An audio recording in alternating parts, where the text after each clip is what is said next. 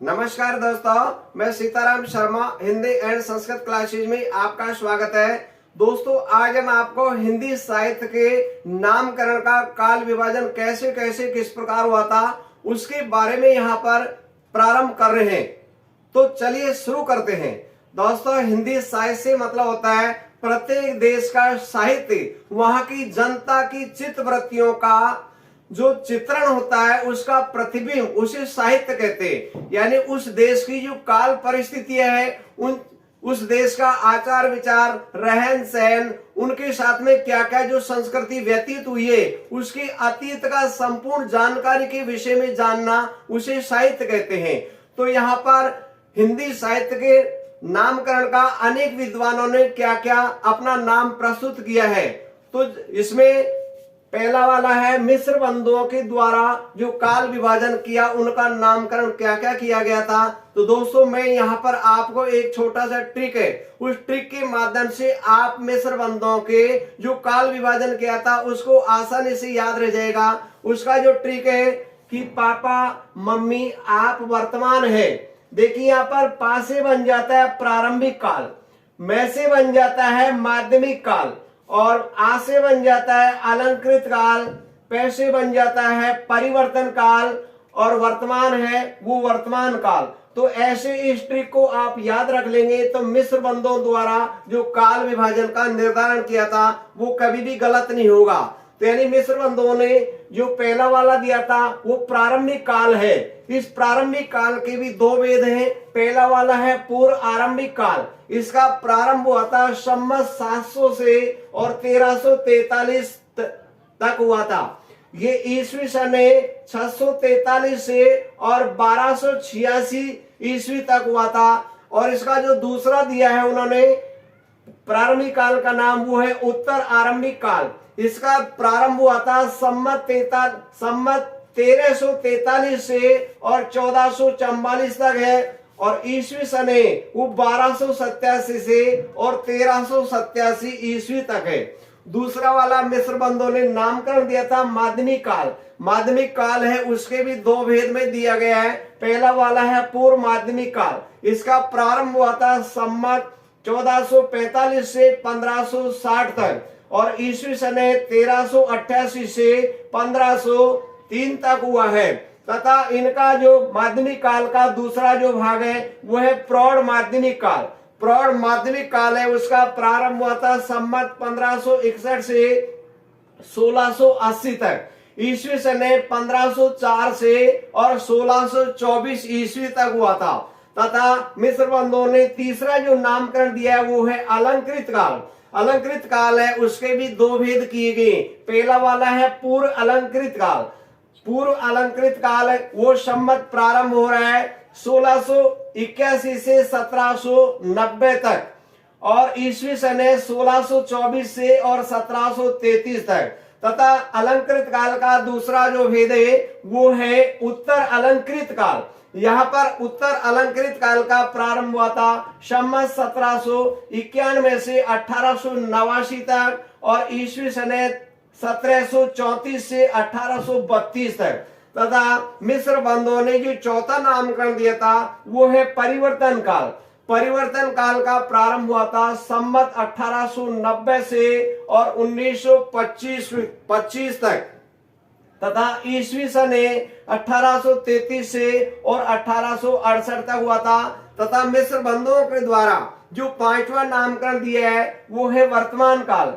वर्तमान काल का जो कब तक का समय दोस्तों, यहाँ पर संवत 1926 से और आज तक, यानी वर्तमान जो चल रहा है तब तक, और ईस्वी सन 1869 से और आज तक वर्तमान काल का नामकरण दिया है। तो दोस्तों, अगर मान लीजिए हम एक ट्रिक के माध्यम से और मिस्र बंधुओं द्वारा काल विभाजन किया गया था वो नाम याद रह जाते हैं तो कंपटीशन एग्जाम में हमको बहुत आसानी रहती है। इसके माध्यम से हम उत्तर को तत्काल शुद्ध कर सकते हैं। दोस्तों, हिंदी साहित्य के नामकरण का जो दूसरा वो विद्वान है आचार्य रामचंद्र शुक्ल।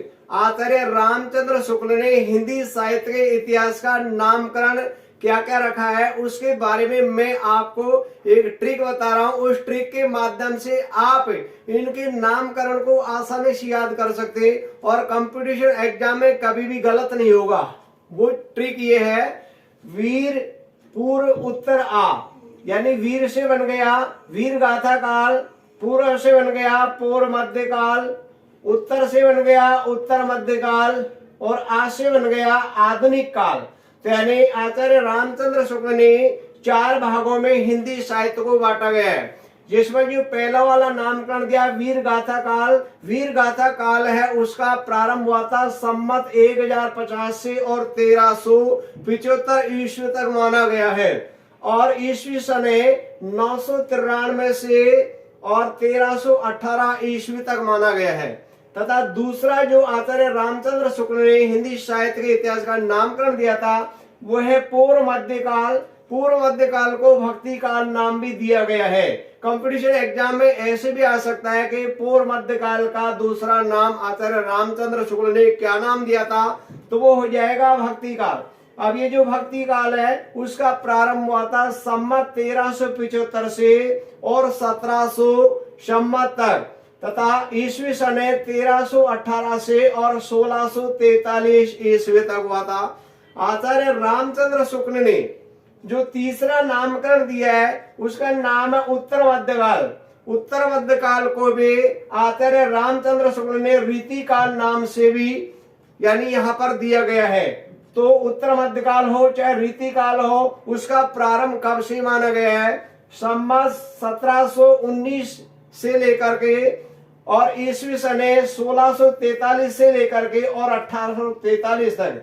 यानी कैसे भी पूछा जा सकता है, अगर मान लीजिए विक्रम संवत पूछा जाता है तो 1700 से और 1900 तक लिख देंगे और ईस्वी सन पूछा जाता है तो 1643 से और 1843 ईस्वी तक लिख सकते हैं। और ये भी पूछा जा सकता है कि रीति काल का दूसरा नामकरण आचार्य रामचंद्र शुक्ल ने क्या रखा था, तो रीति काल का दूसरा नाम उत्तर मध्यकाल रखा गया है।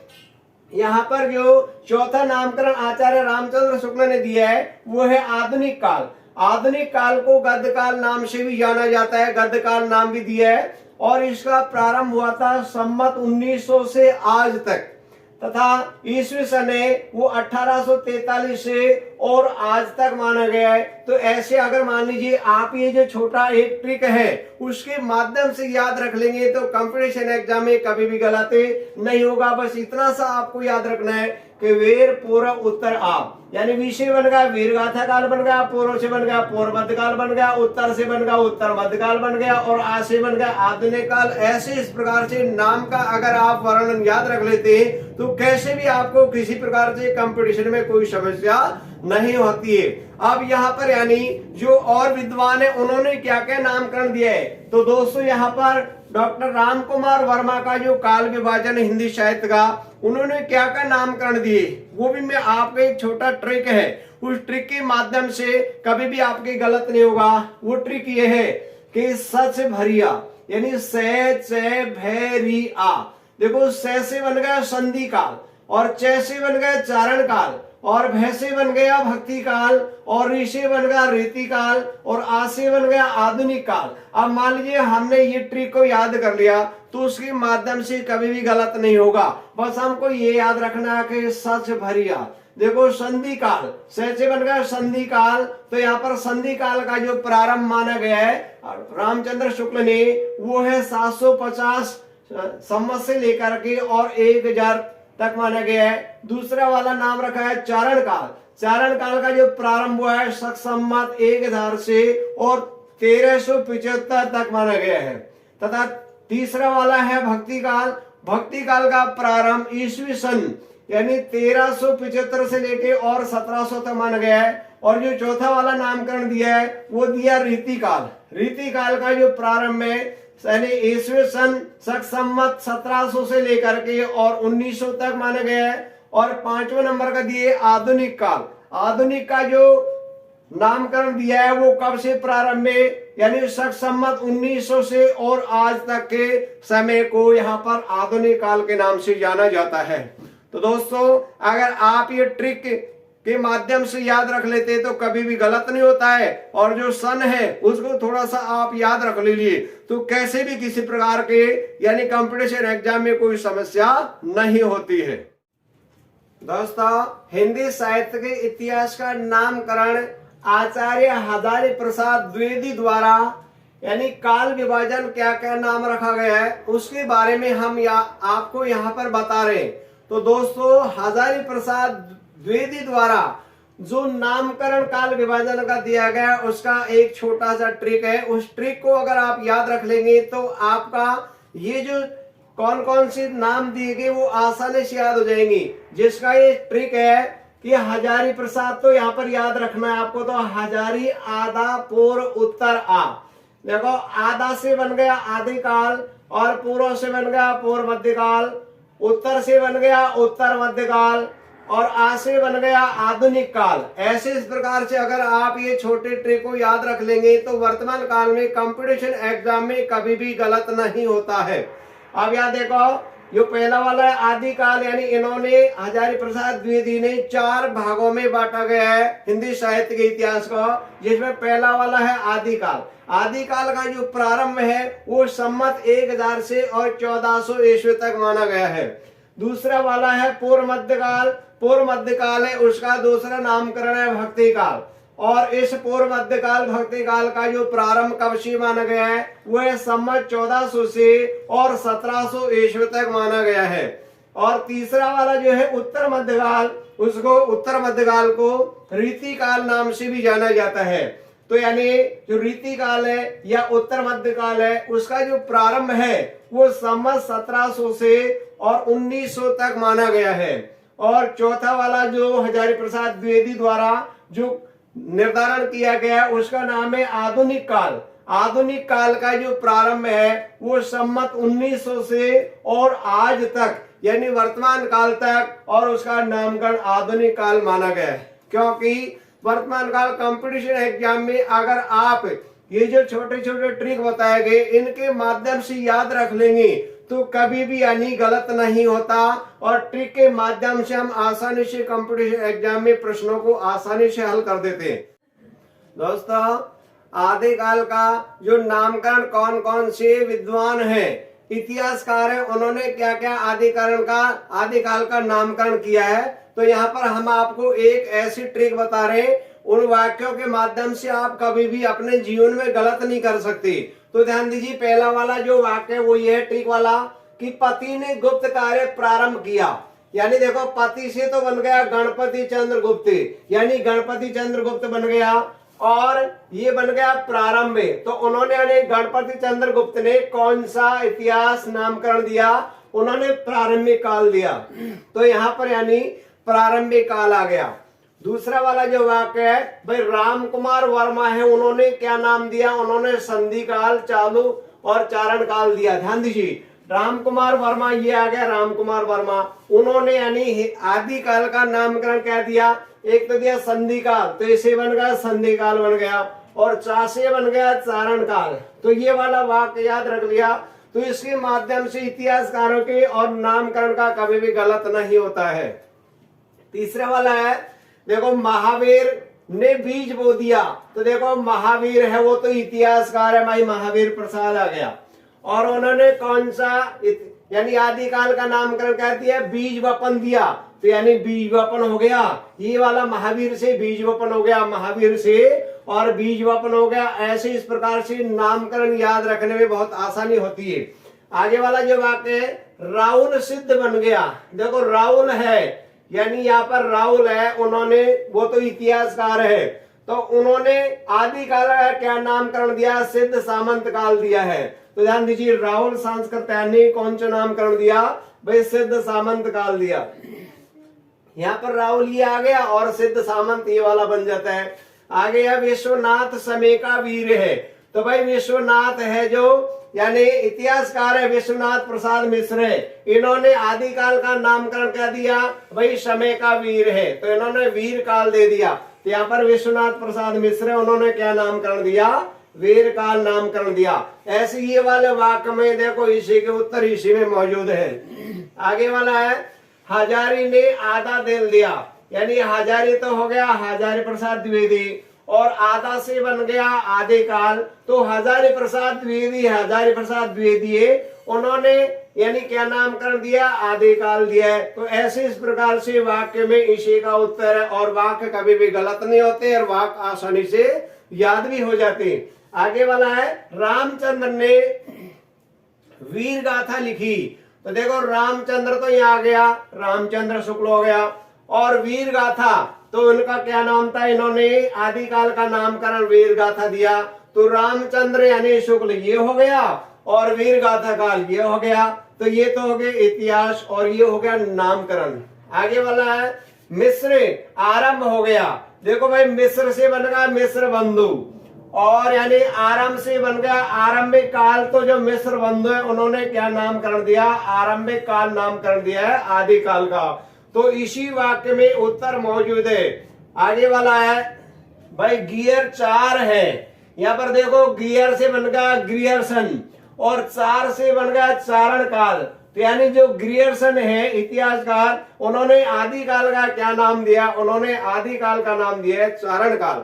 तो ऐसे इस प्रकार से इसी वाक्य में उत्तर मौजूद है, और आराम से गलत भी नहीं होता है। आगे वाला है, कमल अंधकार में डूब गया। देखो भाई, कमल है तो यानी कमल से बन गया कमल कुल श्रेष्ठ हो गया, और इन्होंने आदिकाल का नामकरण क्या रखा, अंधकार काल। तो इससे बन गया अंधकार काल। इसी वाक्य में यानी कमल ने कौन सा आदिकाल का नाम दिया, अंधकार काल। तो कमल कुल श्रेष्ठ हो गया, और अंधकार ये इतिहास का नामकरण हो गया।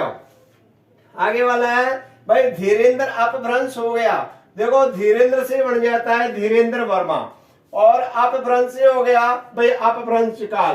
तो इसी वाक्य में उत्तर है, तो धीरेन्द्र है वो तो हो गया इतिहासकार, और उन्होंने आदिकाल का नामकरण कह दिया अपभ्रंश काल। तो यानी अपभ्रंश हो गया। अगर आप इन वाक्यों को, जो ये 11 वाक्य हैं, इन 11 वाक्यों को आप याद रख लेंगे, तो आदिकाल का जो नामकरण कौन कौन से इतिहासकारों ने क्या क्या नामकरण दिया है वो आराम से याद हो जाते, वाक्य भी याद हो जाते, और वाक्यों के माध्यम से इनके जो नामकरण है वो कभी भी गलत नहीं होते। अगर हम वैसे याद करेंगे तो घुल मिल जाएंगे। इससे सबसे अच्छा ये होता है कि इन वाक्यों को आप याद कर रहे तो कभी भी कंपटीशन एग्जाम में गलत नहीं होता है। दोस्तों, अगर आपको ये वीडियो अच्छी लगे तो आप इसे लाइक करें तथा हमारे इस चैनल को सब्सक्राइब करें, ताकि अगली वीडियो का नोटिफिकेशन आपको मिल सके। और इस वीडियो में आपको किसी भी प्रकार की कोई समस्या हो तो आप हमें कमेंट करके अवश्य बताएं। नमस्कार।